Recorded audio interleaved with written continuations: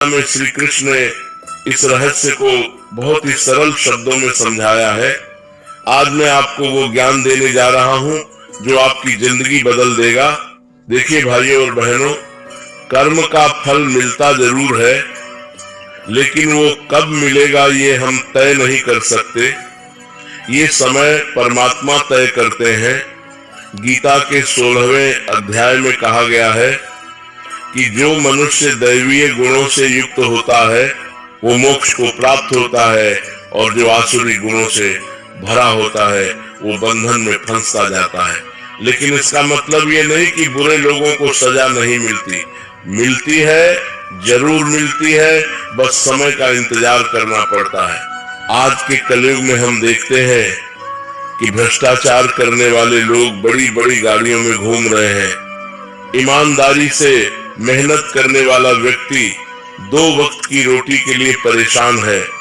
किसी का धोखा देकर लाखों कमाने वाला आदमी ऐशो आराम की जिंदगी जी रहा है, और जो सच्चाई के रास्ते पर चलता है उसे हर कदम पर संघर्ष करना पड़ता है। तो क्या भगवान सो रहे हैं? नहीं भाइयों, भगवान कभी नहीं सोते। वो हर पल हमें देख रहे हैं, हमारे हर कर्म को नोट कर रहे हैं। गीता के 4थे अध्याय में श्री कृष्ण कहते हैं, कर्मणो ह्यपि बोद्धव्यम च विकर्मणा अकर्मणस्य बोद्धव्यम गहना कर्मणो गति है। अर्थात कर्म के स्वरूप को भी जानना चाहिए, विकर्म को भी जानना चाहिए और अकर्म को भी जानना चाहिए, क्योंकि कर्म की गति बहुत गहन है। मतलब साफ है कि कर्म का हिसाब किताब इतना गहरा है कि साधारण बुद्धि से समझ नहीं आता। अब सुनिए एक कहानी जो महाभारत काल की है। एक बार द्रौपदी ने भगवान श्री कृष्ण से सवाल किया, हे केशव, मैं 5 धर्मात्मा पतियों की पत्नी हूँ, फिर भी मुझे दुर्योधन की सभा में इतना अपमान क्यों झेलना पड़ा? मैंने कौन सा पाप किया था? श्री कृष्ण मुस्कुराए और बोले, सखी, तुम्हें याद है तुम्हारे पिछले जन्म की बात? तुम एक बार जंगल में चल रही थी, एक कीड़ा घायल पड़ा था, 5 कीड़े उसे घसीट रहे थे। तुमने उस दृश्य को देखा और हंस दी। उस घायल कीड़े ने तुम्हें श्राप दिया था कि एक दिन 5 पुरुषों के सामने तुम्हारा भी अपमान होगा। द्रौपदी ने पूछा, तो क्या मेरे हंसने का फल मुझे इतने सालों बाद मिला? श्री कृष्ण बोले, हाँ सखी, कर्म का हिसाब कभी खत्म नहीं होता, जब समय आता है फल मिल ही जाता है। ये कहानी हमें सिखाती है कि कर्म का फल तुरंत नहीं मिलता, कभी इसी जन्म में मिलता है, कभी अगले जन्म में, लेकिन मिलता जरूर है। आज हम जो भी कर रहे हैं उसका हिसाब हमें देना ही पड़ेगा। इसलिए भगवान श्री कृष्ण कहते हैं कि अपने कर्म पर ध्यान दो, फल की चिंता मत करो।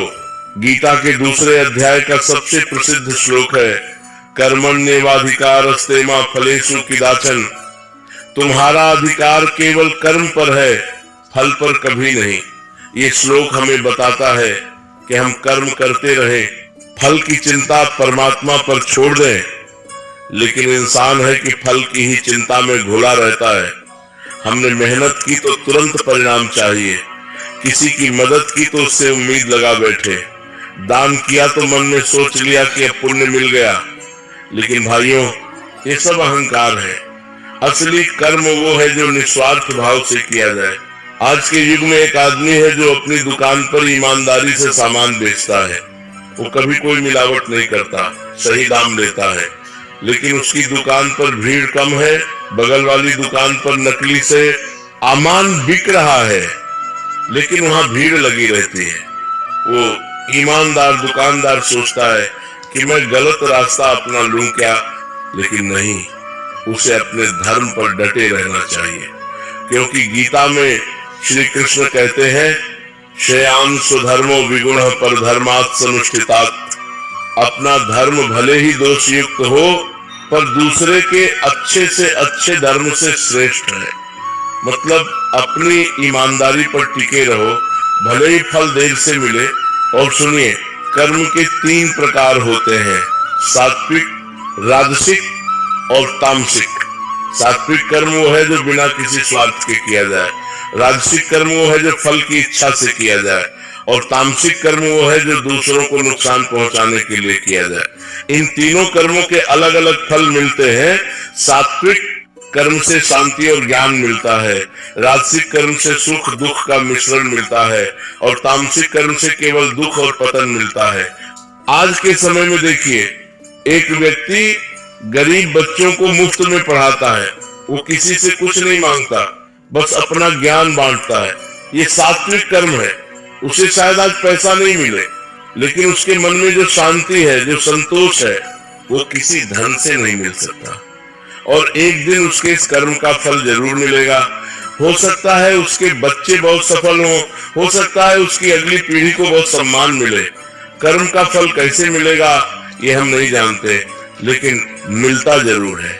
वहीं दूसरी ओर एक व्यक्ति है जो गरीबों का शोषण करता है, उन्हें कम पैसे देता है, ज्यादा काम लेता है। आज वो अमीर हो रहा है, बड़े बंगले में रह रहा है, लेकिन उसके घर में शांति नहीं है, उसके बच्चे उससे दूर रहते हैं, पत्नी से झगड़े होते रहते हैं, रात को नींद नहीं आती। ये भी तो कर्म का फल है भाइयों। कर्म का फल हमेशा पैसे के रूप में नहीं मिलता। कभी शांति छीन जाती है, कभी रिश्ते टूट जाते हैं, कभी स्वास्थ्य खराब हो जाता है। गीता के 18वें अध्याय में श्री कृष्ण कहते हैं, यत् करोषि यद्दश्नासि यज्जुहोषि ददासि यत् तपस्यसि कौन्तेय तत्कुरुष्व मदर्पणम। अर्थात हे अर्जुन, तुम जो कुछ भी करो, जो खाओ, जो हवन करो, जो दान दो, जो तप करो, वो सब मुझे अर्पण करके करो। मतलब हर काम भगवान को समर्पित करके करो, तो वो कर्म बंधन नहीं बनता, वो निष्काम कर्म बन जाता है। आज एक स्त्री है जो अपने घर का काम करती है, खाना बनाती है, बच्चों की देखभाल करती है, पति की सेवा करती है, कोई उसे पैसे नहीं देता, कोई तनख्वाह नहीं मिलती, लेकिन वो सब कुछ प्रेम से करती है, बिना किसी शिकायत के। ये उसका सात्विक कर्म है। और एक दिन जब उसके बच्चे बड़े होकर सफल होते हैं, जब पति उसका सम्मान करता है, जब परिवार में सुख शांति रहती है, तो ये उसके कर्म का फल है। लेकिन अगर वही स्त्री सब काम मन मार कर करती है, हर वक्त शिकायत करती रहती है, तो उसका घर कलह से भर जाता है। कर्म एक ही है, लेकिन भाव अलग है, इसीलिए फल भी अलग है। कर्म का फल कब मिलता है? इसके 3 समय होते हैं, प्रारब्ध, संचित और क्रियमाण। प्रारब्ध वो कर्म है जिनका फल इस जन्म में भोगना ही पड़ेगा। संचित वो कर्म है जो पिछले जन्मों से जमा है और आगे भी चलते रहेंगे। क्रियमाण वो कर्म है जो हम अभी कर रहे हैं और जिनका फल आगे मिलेगा। तो देखिए, हम पिछले जन्मों के कर्मों का फल भोग रहे हैं, साथ ही नए कर्म कर रहे हैं जिनका फल आगे मिलेगा।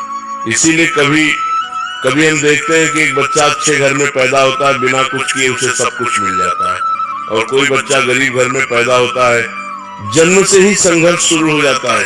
ये प्रारब्ध है, लेकिन इसका मतलब ये नहीं कि गरीब बच्चा हमेशा गरीब रहेगा।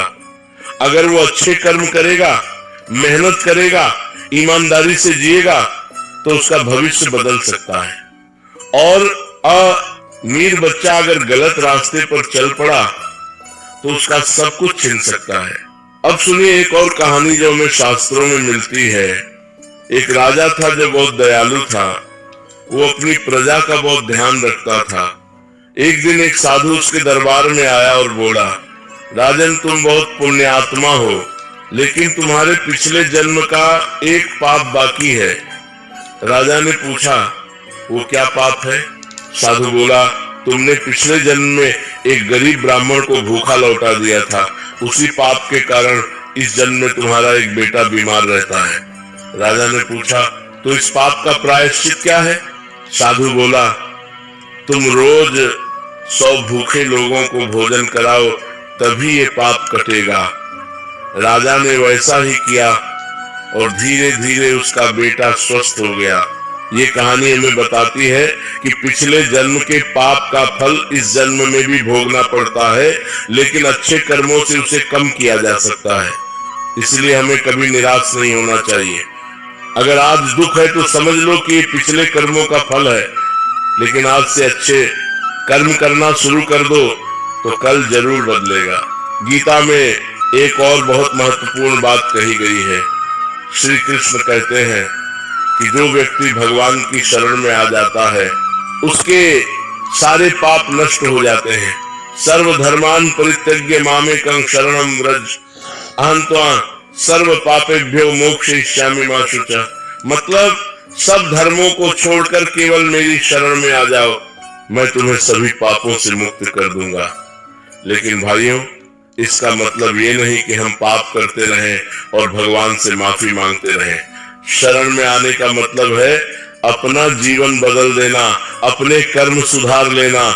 आज के कलयुग में बहुत से लोग मंदिर जाते हैं, पूजा करते हैं, लेकिन बाहर निकलकर वही पाप करते हैं।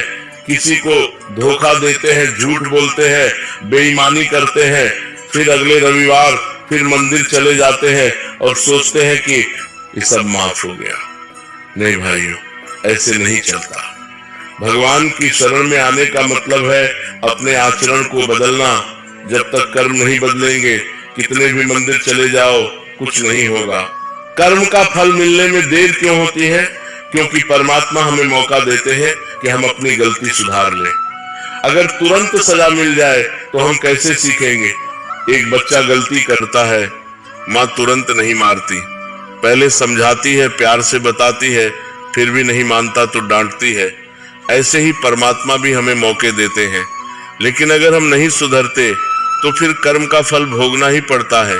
आज समाज में बहुत से लोग हैं जो दूसरों का बुरा करते हैं और सोचते हैं कि कुछ नहीं होगा, लेकिन भाइयों, कर्म का हिसाब बहुत सटीक है, जैसे को तैसा मिलता है।